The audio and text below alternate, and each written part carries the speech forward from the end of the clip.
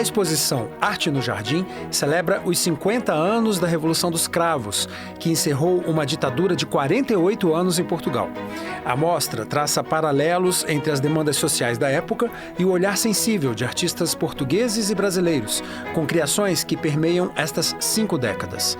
As obras, selecionadas por meio de uma curadoria mista que uniu Brasília a Lisboa, estão dispostas entre o interior e o jardim da própria Embaixada de Portugal.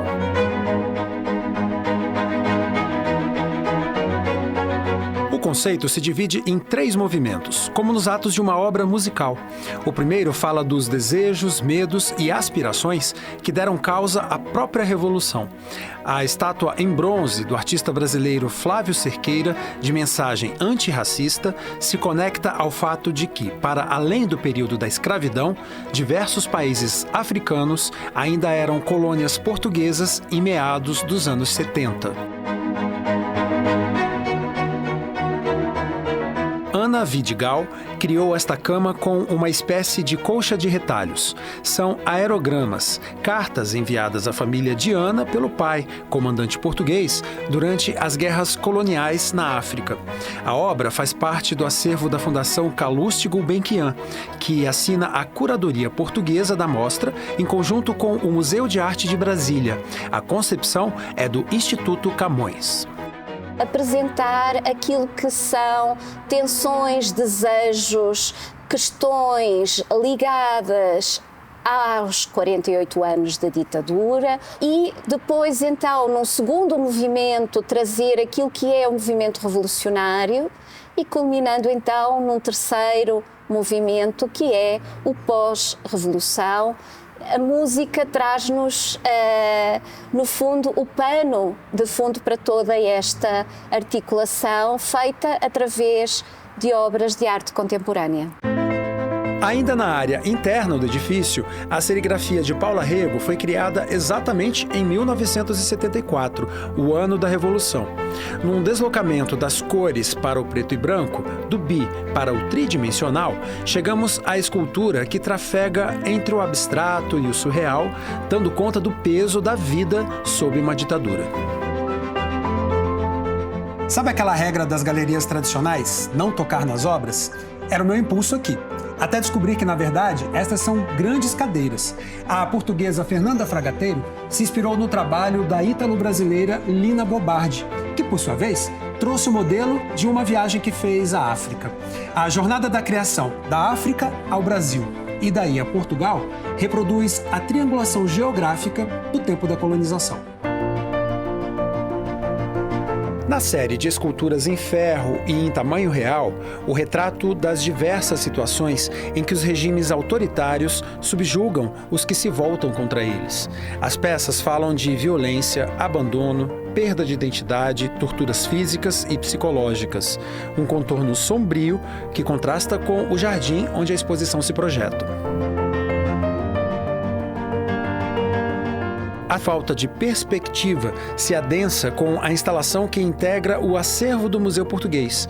As cadeiras dão a sensação de terem os pés cortados, mas na verdade estão em parte cobertas por cimento e tijolos, trazendo também uma noção de imobilidade.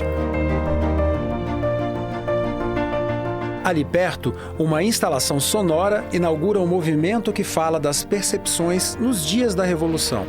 Senhora, toda a gente sabe. A caixa de som lembra o importante papel do rádio, principal veículo de comunicação da época na reverberação da nova ordem democrática e libertária que tomaria conta do país. Isso espalhou-se por toda a cidade muito rapidamente e quando a população começou a sair à rua, todos quiseram trazer um cravo na lapela.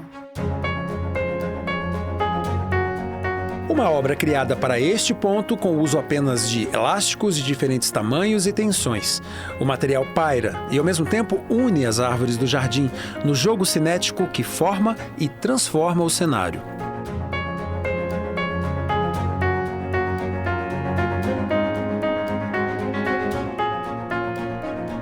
Cabeças de cerâmica com dimensões variáveis compõem a obra de outro artista brasileiro, filho de pioneiros de Brasília.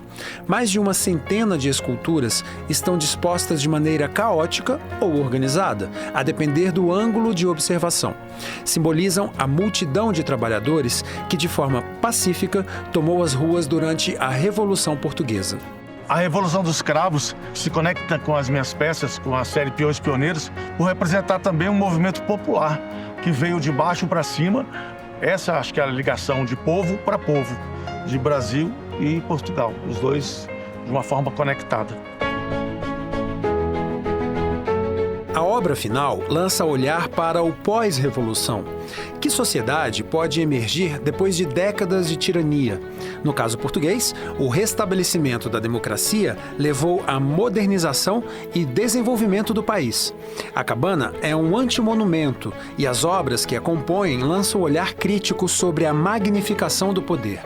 O canteiro lateral tem dezenas de hortaliças plantadas como quem cultiva dias melhores à frente. Entre elas, cravos brasileiros, numa variação das flores originais que simbolizaram tão bem a revolução menos sangrenta de que se tem notícia. Toda a exposição é também uma proposta de diálogo com o Brasil.